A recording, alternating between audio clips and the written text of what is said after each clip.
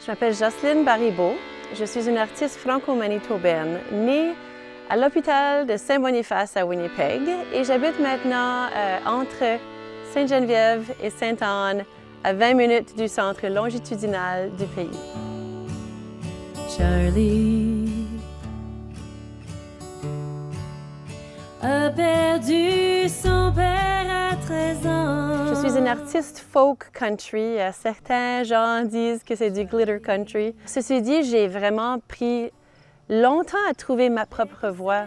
J'ai chanté en classique pendant très longtemps. C'est vers la fin de ma vingtaine que j'ai passé à un festival folk. Et c'était à ce moment-là où je me suis rendu compte qu'il y avait tout un autre monde que je ne connaissais pas vraiment.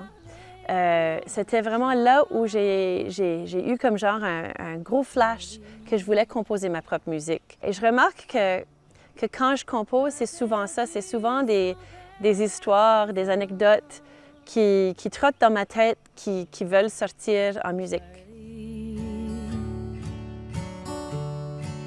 N'avait que sa grande sœur et sa maman.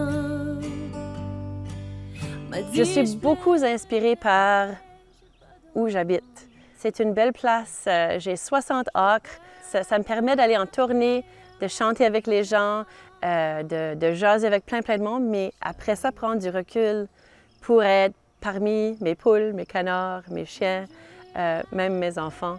Et ça me permet à me remettre dans un état où je peux créer davantage pour écrire d'autres chansons. La nature fait souvent partie de mes textes, de mes pensées, parce que c'est certain que c'est en kayak, c'est en travaillant dans le jardin, c'est ces choses-là où je me place dans un mode peut-être créatif que je trouve moins facilement quand je suis dans le rush de la vie. C'est moi qui a enterré ta sœur, moi qui ai tout choisi, les mots, la musique, les fleurs.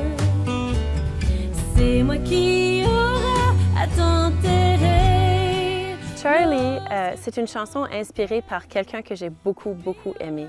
Pendant 35 ans, ce gentil monsieur, le cousin fesse gauche de mon défunt beau-père, a fait partie de notre vie parce que lui et sa sœur ont habité tout près de chez nous, tout seuls.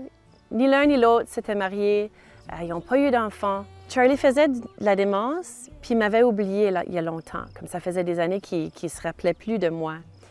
Et quand j'étais là, chez lui, il me disait souvent, et à chaque visite, il me disait, ça là, ça ne fonctionne plus maintenant. Mais je sais, mon cœur me le dit, que je suis chanceux que tu sois dans ma vie. J'ai pu léguer un de ces accordéons à Jessie Mea, qui a fait la trame de musique pour la chanson de Charlie.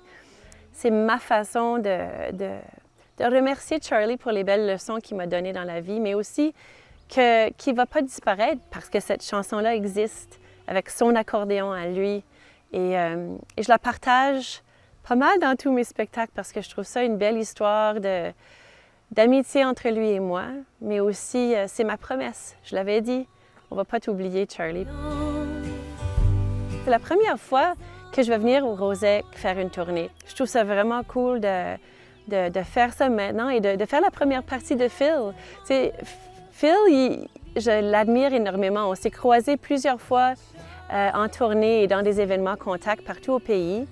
Je le vois aller, je le trouve... il y a tellement une belle persévérance pour ce qu'il fait. C'est une belle personne. C'est quelqu'un qui est pour les autres artistes. Alors, j'ai vraiment hâte de passer ce temps-là à découvrir cette belle région du Québec. J'ai hâte de partager, d'être à la rencontre des gens dans cette tournée Rosec. Et évidemment, tu sais, j'ai pas 20 ans. Alors, imagine qu'on peut faire plein de choses malgré notre âge. Et puis, c'est un peu grâce à Charlie qui m'a dit, c'est faut vivre. Faut pas juste mettre de l'argent dans un compte puis pas vivre ta vie.